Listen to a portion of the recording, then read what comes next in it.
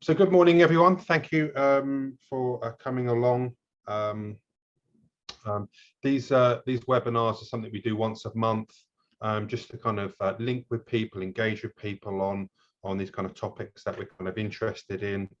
I do have some slides which I'll be kind of going through, just kind of help with what it is that we'll be looking at today. Yeah, so the session today is measuring and improving well-being. So just a little bit on my background. I've worked in mental health for most of my life, really. I did spend a little bit of time working as a teacher and thought, oh, not going to do that for my career. So I got out of that pretty sharpish and worked in mental health. It was much easier, to be honest with you. And in the last few years, I've been particularly a little bit more interested in doing some work with Changing Minds Kent. I think one of the things I'm particularly interested in, and this will come out today, I'm particularly interested in something called positive psychology. I'm doing a master's at East London University, University of East London, I should say, and I'm doing kind of research on employee well-being. So I'll tell you maybe a little bit more about that through the session, and if I forget, then let us know. Amy, can you see the screen? Okay, I'm sharing the screen. Okay, great. Okay, so that's good. So just a little bit about Changing Minds. We're not for profit, so we've got these kind of two arms. One where we're kind of doing kind of work in the community, where we're kind of getting grants in to do like wellbeing projects, and we'll do kind of work with schools and kind of various different kind of training offers into the community. And then we've also got this other arm, I should say, which is about employee wellbeing training within businesses. And there's a host of things that kind of go around that, and I'll probably talk a little bit more about that. So there's a bit of a kind of like crossover. There's a bit of a link. For some businesses that's important, maybe kind of partnering with a business that's actually kind of non-profit and kind of doing things in the community. So just a bit of example, like this is us just last month doing some training up in central London with a workplace. We were doing mental health first aid, and then we're kind of I just want to give you like a brief kind of sense of like the community wellbeing projects that we might be doing as well. So that they're the kind of two arms of what it is that we're doing at Changing Minds Kent. Okay, I would like to sort of just get a little bit of a sense of where in the world people are from. We do have people from all over the place. It's not just in the southeast or Kent. If it's possible to use the chat function, it'd be really interesting to sort of find out if you could just maybe tell us where in the world you're from. It's just helpful to me. If you're all from America, then I might kind of make slightly different references through the session. So that would be great. The chat function you should find down there at the bottom somewhere. And also, if you could, let us know what it is that you do, or what's brought you here today. How does it link? Does it link to your work, or is it just something you're personally interested in? Okay, so Melanie, it looks like you live just down the road from me, Melanie. Work at NHS, social care practitioner, head of HR at Your Leisure, Michelle Williams. Have we met before, Michelle? Maybe we have. Yeah, I think so. I do recognise your name. Who else we've got? Deborah's Southeast, managed several large teams. We've got Tanya, business manager at Sevenoaks. So yeah, welcome. Antonio, morning everyone, from Croydon, a business development manager for Talent for Care Limited. That's interesting, Antonio. I might speak to you later about something if you hang around. I'm interested in well-being within care companies, particularly for my research, and I'm just starting a research project on that might be of interest to you. We've got some from Sweden. Welcome. We work for a UK company, Better Space, which help companies improve and track well-being of their employees. Yeah, so maybe some of this might be of interest to you today, Jack. So excellent. We've got a mental health first aid instructor. Lovely to have you with us, Mandy. Sarah from Nottingham. Who else? We've got someone from Sittingbourne, Mark from Sittingbourne, managing schools, Kickstart, county-wide. Excellent. So that's good. It kind of gives me kind of a little bit of a sense of where people are coming from, what it is that you do. That's kind of helpful. Okay, let's just let Gemma in. Just sharing back to my screen. So I just want to kind of set the precedent a little bit. This was a really interesting bit of research from pre-pandemic. Okay, pre-pandemic. So we're talking about common mental health problems. It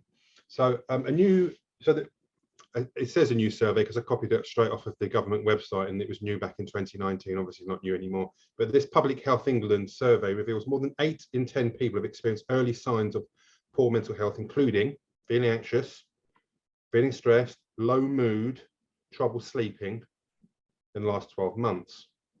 While these can be natural responses to life's challenge, of course, they can become more serious if people don't take action. Many wait too long. There's probably lots of reasons for that. Just out of interest, I just wanted to sort of find out from you, because we've got poll function. I always like to take a bit of a straw poll. So this is anonymous, so don't worry about kind of personal data, what have you. So nobody knows who says what in these polls. But I just wanted to sort of get a sense. It's sort of saying like more than 80% of people in the last year, and this is before the pandemic, have had these kind of problems. I just would like to sort of, how does that link with the group? Just sort of be interesting, just kind of conducting a little bit of off the bat research to see if that chimes true or not. So I've got everyone answered there. So yeah, okay, that's interesting. This is what you are as a group. I'd probably say it's a little bit higher than 80% actually. And there might be reasons for that, maybe pandemic. But what's really important, the reason why I like to ask this question, particularly within kind of groups and organizations that I've worked in, it's really important to kind of set, to preface this whole kind of discussion around well-being with the idea that most people are contending with something at some time in the recent past, or even right now as we speak. The idea of being anxious, being stressed, low mood, problems kind of motivating yourself, problems with sleep, these are really common things in all organizations. And if they aren't addressed, they can and do, unfortunately, lead in some circumstances, obviously not for everyone, but do lead to further problems down the line. And that can kind of cause problems in people's work and with the organization and what have you. So it's nice to sort of get this kind of sense that, yeah, we're all in the same boat. The vast majority of people are contending with these things. There are a lucky few, and that's really interesting as well, why it is that they're doing well. That's worth kind of investigating. But we're kind of setting the precedent here that, we are all in the same boat. Just a little quiz, just to kind of just sort of see what your kind of gut feeling is around like well-being in the workplace and what's kind of going on. This is just there's some recent research from this year, and again we'll just use the kind of poll function. Yeah, here we go. So first one, 25% of employees say that stress is having a negative impact on their work. So what do you think, true or false? 25% of this. So this is UK. This was, I think they did survey on a few thousand people in all various different, like a whole different kind of set of different industries. What do we think? Do we think that's true or false? Just give you a few more seconds to answer that question, if you wish. Okay. Don't worry if you miss out, because we've got a couple more. Let me just share for those that have answered. A few of you think that's true. Some of you have kind of got this gut feeling that actually it might be higher. Let's have a look. False. Yeah, 35%. Tom, have you got these on slides? Say again? Have you got this on a slide? Yes, we are. Oh, sorry. That's all right. You're not sharing with us at the moment. There we go. Where would I be without you, Amy? Okay. So I'm looking at a slide thinking you can all see these slides. Apologies. Yeah. So yeah, false. So it's 1 in 3. So have a little think about, in your work environment, you've got 100 people. We're sort of saying 35% of them are saying that stress is having a negative impact on their work. I don't know. Maybe you might say, well, that's normal. Working is stressful. The question is, I suppose, is there something we can do about that? Could it be less? Does it have to be 35%? Could it be 25? Could it be 15? It's obviously having a negative impact on work. So it's a question worth asking. 1% say they're no longer coping. And you might even kind of recognize, if you're in a large organization, there are some individuals that they are maybe on, they need to go on the sick. They're overwhelmed. And, especially if you're in HR, you will see those individuals come to your attention from time to time. Okay, let's have a look at a next one. Let me stop sharing that poll, and how do I? Let's see if I can get this up. Oh, 1 second, everyone. The quiz. Relaunched poll. Okay, so just looking at oh dear, I've gone, it's all going wrong today. It's all going wrong today. Okay, so the second one was 24% of employees, when measured for depression, had clinical relevance symptoms. That is to say that if they turned up at a GP, that they would actually potentially be diagnosed with depression. Not to say that they would be necessarily, because we don't know, but this is basically using something called a PHQ, personal health questionnaire. It means it's a 9-question survey, and it's used for diagnosing depression. So interestingly, this research was sort of showing that a quarter of individuals could be diagnosed with depression. So again, we're just kind of getting a kind of sense, because sometimes I think it'd be quite difficult within organizations to know how people are really getting on. And so this sometimes becomes a bit of a shock to some people, that we would say like a quarter of people could actually potentially be diagnosed with some type of depression. Maybe it might be mild or or moderate. We're not necessarily saying it's severe. Let's have a look at this third one. I haven't messed that one up, so that's good. 58% of employees have elevated symptoms of anxiety. So I'm not saying an anxiety disorder, we're just saying elevated anxiety. We're sort of saying like nearly 2/3 of individuals. Let me just kind of relaunch the poll for question number 3. What do you think? 58% of employees have elevated symptoms of anxiety. So and that is attributable to the work environment. I'm seeing the answers come in. There's quite a mixed bag here, actually. That's interesting.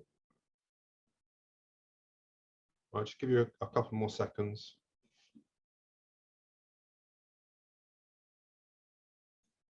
Okay, let's just share that with you. So yeah, it's a good bunch of you think it's true. Some of you think it's false, maybe higher. Some think false, maybe lower. Yeah, well, this is true. Again, when measured with the GAD-7 general anxiety disorder kind of survey, 7-question, again, something that the GP might use with individuals. So I just want to kind of set the kind of scene. We're kind of talking about like well-being in the workplace. What we're seeing is that there are stresses, there are kind of signs of depression, there are kind of signs of anxiety, and that these are common. And I don't know what your experience is. I mean, are they more common than what you realize? Have you come to see that more over the last couple of years? That's interesting. So we're now going to move on to well-being, because I think when we talk about well-being, it's one of those things that in the past hasn't been well defined. What do we mean by well-being? is it, we're just saying that people are happy? Are there other kind of components to well-being? So I just want to introduce you to a model. It might be a model that you're aware of. It's been around for a little over 10 years. This is the Perma model. And it is a model that has been around since 2011. So this is Martin Seligman from Penn State University, considered, by some to sort of be the father of positive psychology over the last 20 years. What is positive psychology? Well, for many years, psychology, not all psychology, but there was this kind of sense that it was focusing on what was wrong with people rather than what was right with people. So positive psychology is essentially trying to establish itself as a branch of psychology, looking at what's right with people. So we're looking at, the people that are most resilient, the people that have the highest levels of what we call subjective well-being. And we're asking the question, what are you doing? And can we copy that? So that's what positive psychology is. And out of that is this kind of this idea of flourishing. What does it take to flourish as a human being?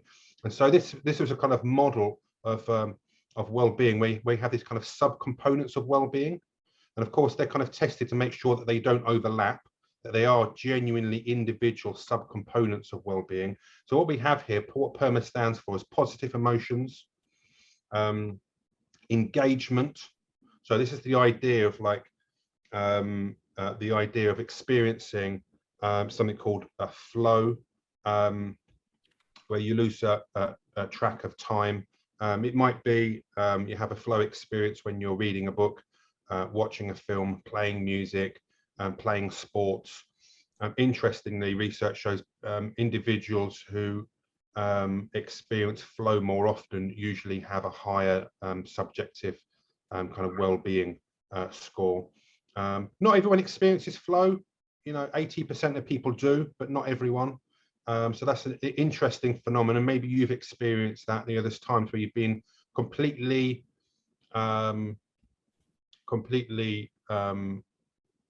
what would be the word? I'm sort of thinking, when you kind of watch a film, you can be completely transfixed, you're completely transported into that world, and you become very unaware of yourself. Well, that would be considered a flow experience.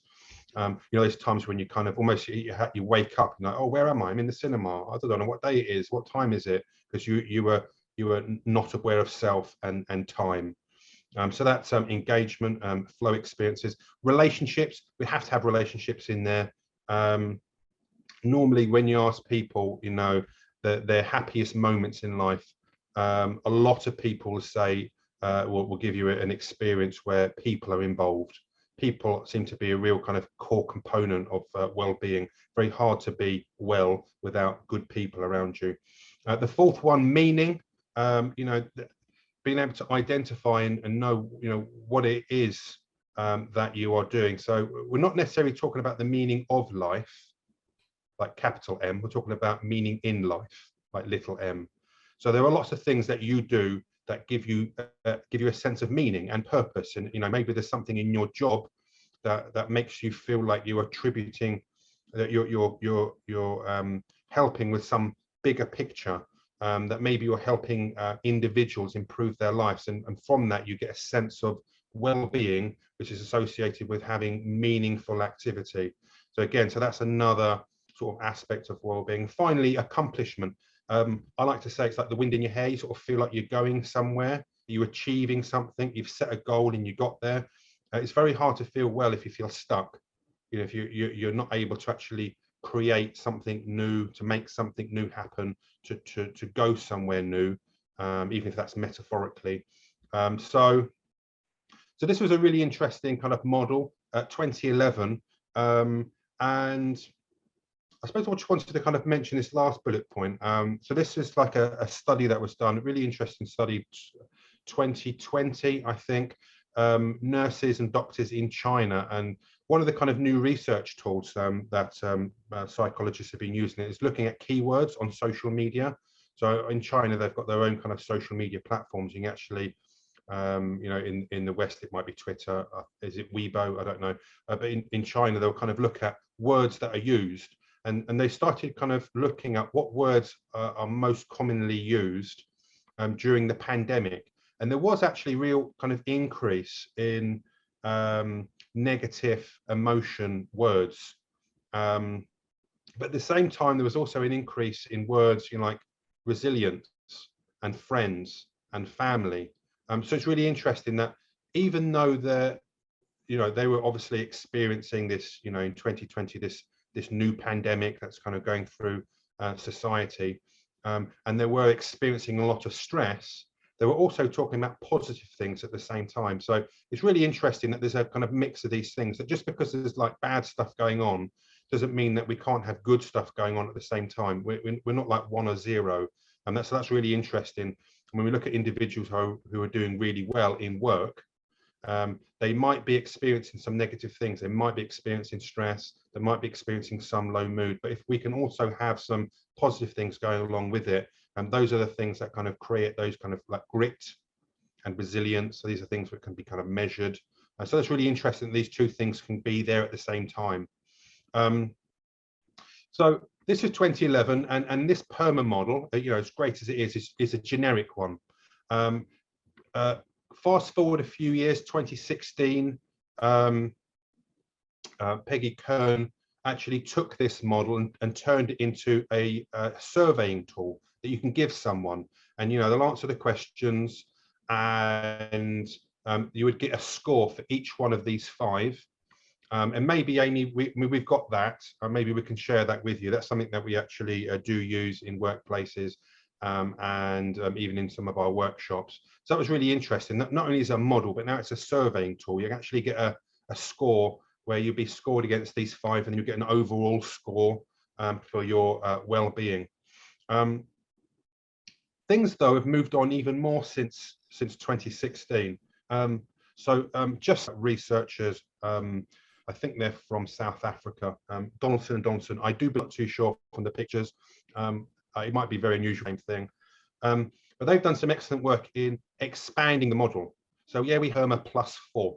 Okay, so the idea was that it would be good to take the Perma model and actually change it so that it was actually a surveying tool which could be used in the workplace, and the questions were changed up. So we weren't talking about relationships in general, we're talking about work relationships. We're not talking about meaning in general, we're talking about meaning in work. And so they not only kind of established this new model with these extra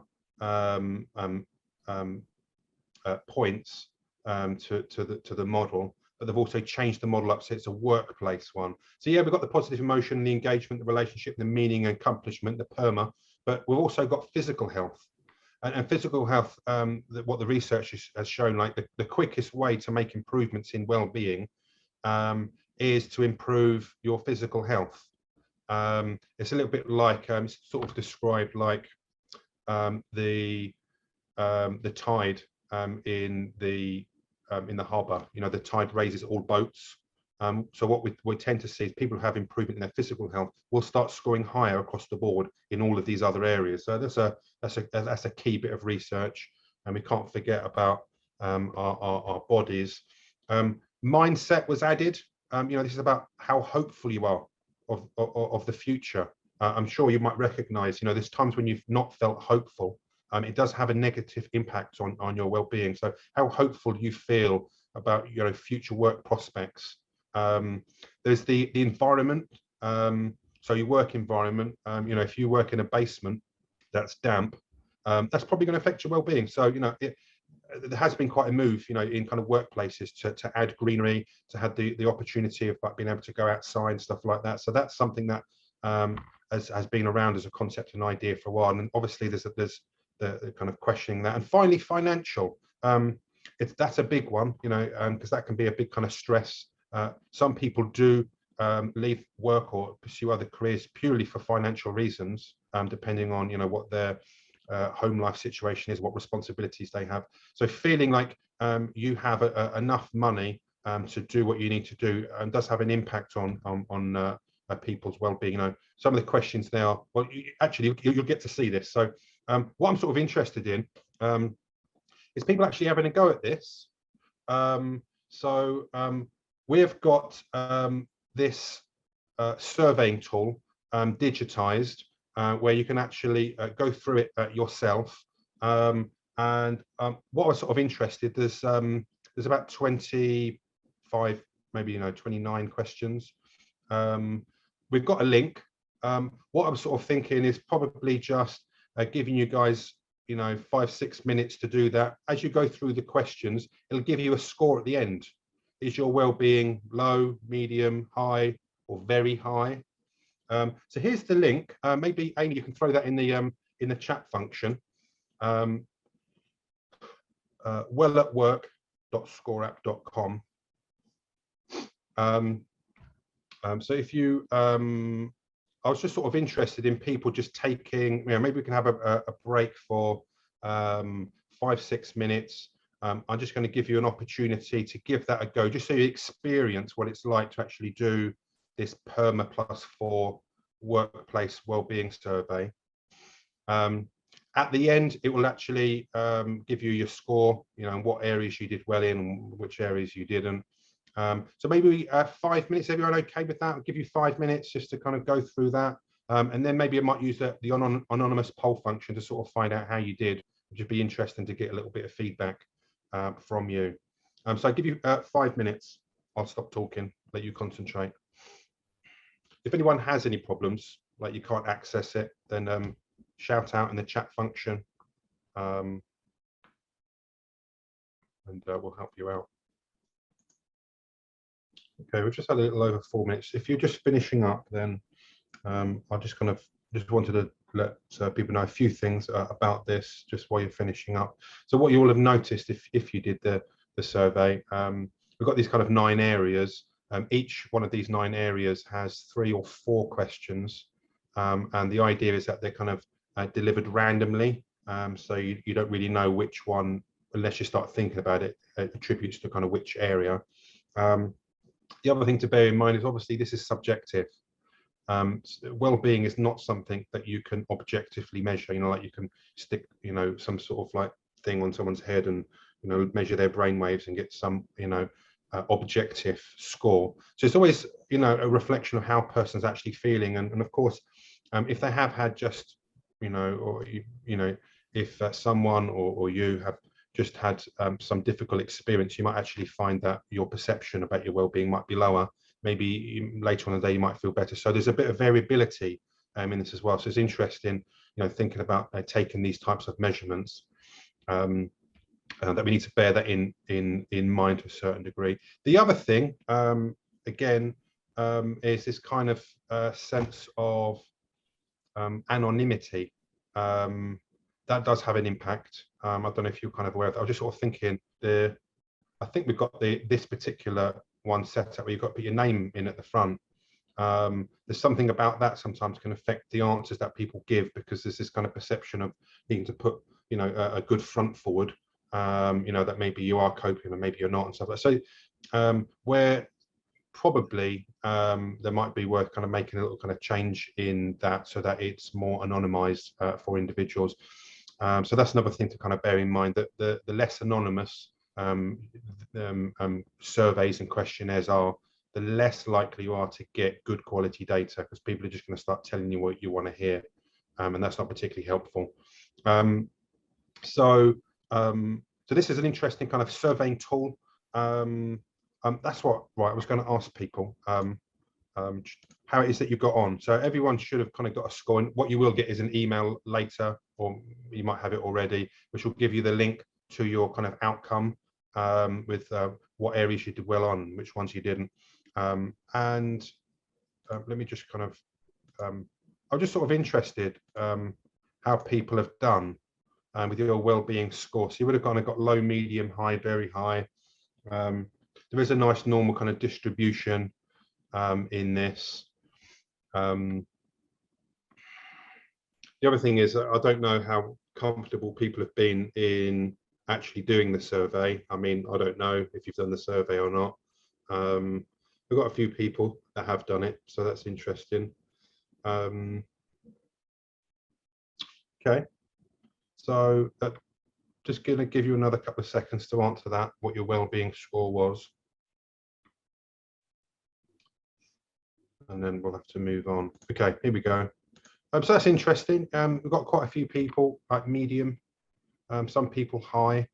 So what's interesting is obviously you can start kind of looking at various different areas, and even actually looking at them, sometimes there is a realization that there's particular aspects of your well-being that maybe you haven't done so well on, and actually starts even just surveying well-being starts getting people thinking about well-being, which can be even like helpful in an organizational setting, because we show where people are at and a bit of measurement. There's a bit of kind of nudging people to sort of think about their well-being and take a little bit more responsibility maybe for their physical health, or a little bit more responsibility for various aspects of their well-being. So interesting tool. This is something that we use in workplaces. So now thinking about, if you're thinking about well-being within an organizational structure, and you're thinking about maybe we're going to put a few things in place because we're concerned about well-being, you want to be able to benchmark it. You want to know, like, what was the well-being before we did anything, and what was the well-being afterwards. So that's important that you kind of benchmark, because you want to know what impact you've had, if you've even had an impact, who knows. But if you're going to do some things in the middle, then you want to be able to benchmark it. And I particularly like this because it's workplace orientated. The previous Perma model was a bit more generic. And there's a few questions in there like, have you recently felt loved? Some employees might be, I'm not sure I want to answer that one, because they're a bit more kind of generic, whereas this is a bit more workplace. It feels a bit more professional. It's a little bit less personal in that regard. So that's why, I particularly like Donaldson and Donaldson's model. I'm sort of aware of coming a little bit lacking in time. I just want to kind of share something else with you. So we're talking about, we've spoken about measuring well-being. What about improving well-being? Okay, so we've talked about measuring, benchmarking. This is a model worth kind of sharing with you, the START model. The START model stands for kind of strategy, so thinking about actually having something in place. Sometimes it's called like a people strategy. What is it that you're going to do? And the businesses that we work with will normally kind of put together, it doesn't have to be anything elaborate, but there's just a plan, like what are we going to be doing? When are we going to be taking benchmarks? Let's put together, an annual plan. Let's maybe measure here, here, and here.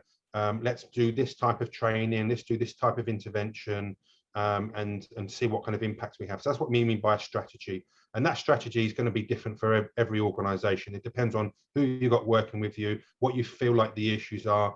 In your plan, you might want to take stock from staff, do a bit of consultation. What do they think are the issues? It might be you can pull out something in that helps inform your strategy. Training, I think that's a key intervention. I'll talk about some of the training that we do. There's obviously a lot of training out there. Advertising is really important. That's advertising internally and externally. So internally, there is this concept is called perceived support. The idea that employees or people within an organization perceive that there is some sort of support in place, and just the perception that there's support can sometimes be of benefit in and itself, even if they don't take advantage of what's being on offer. Just the fact that you're in an organization that's interested in people's well-being seems to have an impact on people's well-being, just knowing that there's a safety net there if one was needed. So advertising is, if you have a strategy and you've got some things in place, you have to let people know. It's also worth letting people know outside the organization as well, because you want to be able to drive the right kind of interest in your organization and talent when it comes to recruitment. You want to be seen as an organization that takes this into consideration. So you might want to be able to tell people that you have a well-being strategy, and these are the kind of things that we're doing, and that you value people. This is about saying that you value people. So advertising, really important. Responding, there is going to be times, like it said in that previous in the quiz that we're doing, where it said like 1% of people are not coping. And that's a lot of people when you think about the whole of the UK. And if you work in HR, you're going to know that there's going to be individuals who aren't coping. So it's worth having specific plans in place. So it might be EAP. Maybe you might think about some like one-off kind of counselling, stuff like that. It might be that there's some kind of specific role within the HR department of kind of helping people. So you want to be able to have something in place for responding for more acute need as and when it arises. It's not going to be a lot, but it does happen in organisations. I'm sure you all may have seen this. And finally, testing and monitoring of well-being, paramount to see how your strategy is going. And like I said, even just doing a test or taking a survey can actually start to get staff thinking about their well-being and start to take responsibility for it. And I think this is a key point within organisations. If you're a manager or if you're a business owner, there are things you can do to support well-being. You can't take responsibility for people's well-being, and it's important that we say that. You can kind of use some resources, but at the end of the day, you have to support people to look after themselves and support the creation of like peer networks so people can look after each other. So this is the start model. We don't have time for this, but this is open. This is another kind of score app, so very similar to the one that you've just done, but 20 questions, 4 questions on each of these areas. That might be worth doing. Again, Amy, if it's okay to put that in the chat function, orgwell.scoreapp.com. You might even find just doing some of those questions might give you some ideas or some things that you can do. And again, it will score you in those 5 areas and kind of give you an overall score. And then maybe off the back of that, you might be able to help translate into some sort of strategy. Okay. So a few other things just to let you know before we kind of finish up and take some questions. If you are anywhere near East London and you're interested in corporate wellbeing or like workplace wellbeing, we're going to be at the Excel. There's an expo there. Lots of other kind of wellbeing providers other than us, so it might be worth coming along and having some conversations with people. That registration is a free event you can go to. I think there's, I don't know, quite a few hundred businesses there, all kind of doing different things. So if that's of interest to you, come along and say hello, grab a cup of tea. So that's 10 things that you need to have in a wellbeing strategy. So if you're interested in that, then come along. I just want to let you know that a few of the things that we do at Changing Minds Kent, this may be of interest to you and your organisations. Firstly, we have a number of mental health first aid trainers. I'm a mental health first aid trainer. I know we've got another one on the call at the minute. So this is a great course. I always like to kind of plug this course. For me, it's a bit of a gold standard. It's a good place for organisations to start. I like the idea that you'll see there's a 2-day, 1-day and a half-day version. The 2 days, usually we've had businesses who'll just train a small group of people to be mental health first aid trainers. There might be some managers who maybe they can't do the 2-day, but maybe they could do 1 day. And maybe there might be wellbeing champions. So it depends on your kind of strategy. So there's a few different flavors. Group to provide peer support for each other. Feeling a bit more maybe struggling, and being able to signpost them in the right direction. And people who do this course generally, what we've found in the kind of survey feedback after this type of training is that people's confidence in dealing with someone in their place of work who's their confidence is about 5 out of 10. After doing this training, it's more like 8, 9 out of 10. Most people sort of feel like they could do it. They've been given the basic kind of skills and awareness and the right vocabulary, and just being given that confidence to do that. And that's great for trying to change the culture positively within peer support networks to start happening. And so these email, they're just aware, not that they have to go around supporting people, but they're there and available, and it just says something about the organization. So that's great training that a lot of our partners like to bring in. Um, Positive psychology workshop. So I've said to you my kind of interest in positive psychology. I do a number of kind of like half-day workshops and even like 1 hour talks. So some larger businesses like just the idea of having a monthly 1 hour kind of workshop, and then whoever wants to come in, you know, we do it on Zoom, various different kind of topics, you know, maybe have a scattering them through the year as part of a kind of well-being strategy. What kind of things we're talking about? Well, we've been talking about Perma today, measuring and improving well-being. So we kind of go into that a little bit more, and the workshop off the back of that is about people creating their own kind of well-being plans, taking responsibility. We've also got some other interesting topics like building resilience, managing stress, communication skills, even just kind of basic communication skills can be really needed. How to build well-being in teams and organizations. That's built on a concept called psychological capital. You know, like if as a business, the psychology of your organization was a number, you know, like in a bank account, what would it be? Would you be rich? Would you be poor? So that's really interesting. Psychological capital. There's some good evidence of being able to increase psychological capital through kind of workshops. And then finally, identifying strengths and values. So this is kind of looking at kind of a deeper aspect of what's right with people, what are their values, and how do they align with the work that they do. There's others that we maybe plan for next year. So just give you a little bit of an idea. If you want to know more about any of these, you know, what's involved in these workshops, then we've got a lot more detail and with all the kind of references and stuff like that kind of support this kind of evidence-based well-being kind of workshop. Usually very kind of interactive, probably a little bit more interactive than what it is today. Today's a lot of me kind of speaking with a few polls and you know, a little bit of chat function here and there. These are, you know, something we kind of really try and get people involved a little bit more and kind of open up conversations, breakout rooms and what have you. And that's if we do it online. Of course, we can do it in person as well. I think kind of later this year, I think that could be a possibility. Finally, another thing that has gone down really well is this kind of idea of well-being pods. So we'll kind of basically pitch up to a place of work in a foyer or outside in the car park or something, and we have this kind of branded pod.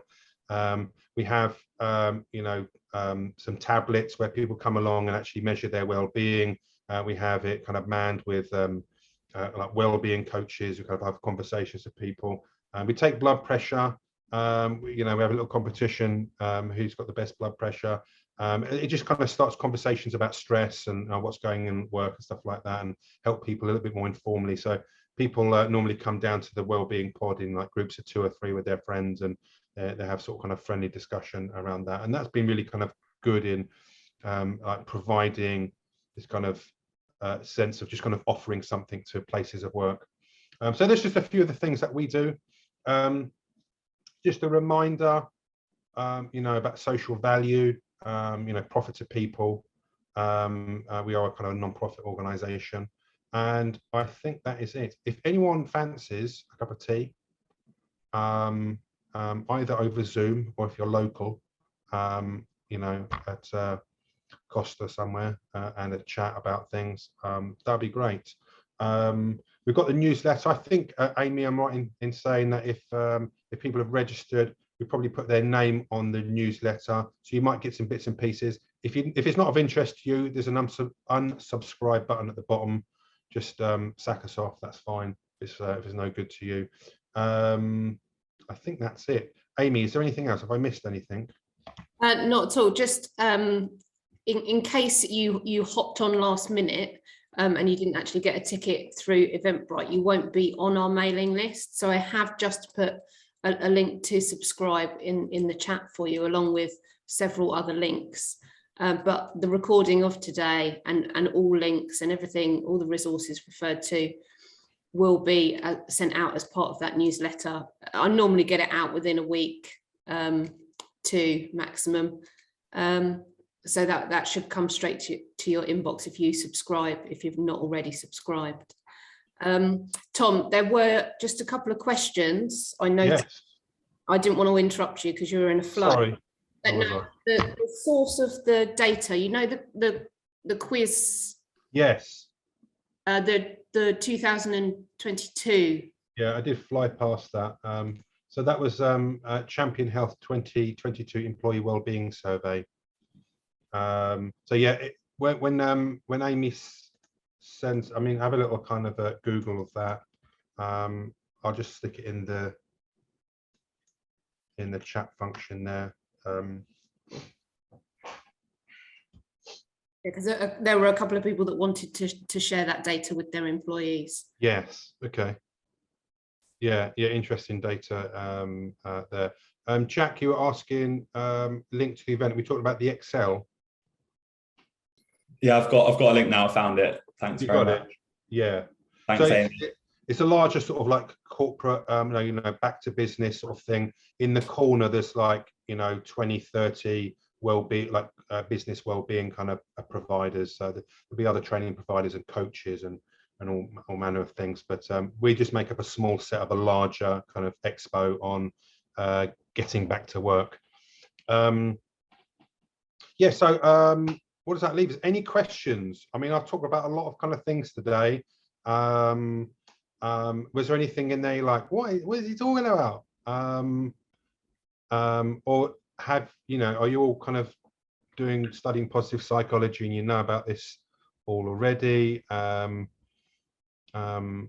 other questions that people have got? No? Well, it's worth saying that I'm more than happy to have a conversation. If well-being, if you kind of feel that you're responsible for kind of well-being, or if it's something you're kind of interested in as a project, then and you want a conversation, then I'm quite happy to have a conversation and give you pointers and resources. And if we can come in and help with any aspects, then that's great. So there's, you might have seen there's a slight ulterior motive and off in these free wellbeing webinars, is that obviously we have the ability to kind of help with some bits and pieces, and we do that. We work with a number of businesses locally, providing these types of services like wellbeing pods and mental health first aid training and what have you. Antonio, I would have been discussing privately thereafter. Yes, Antonio, because you work in care and HR, so I'm just starting a project, research project on employee wellbeing within social care and social care frontline workers.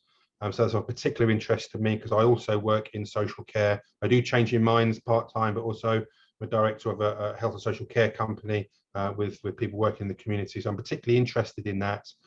So I'd like to have a conversation with you because I'm going to be looking at this Perma +4 and the link between that and retention.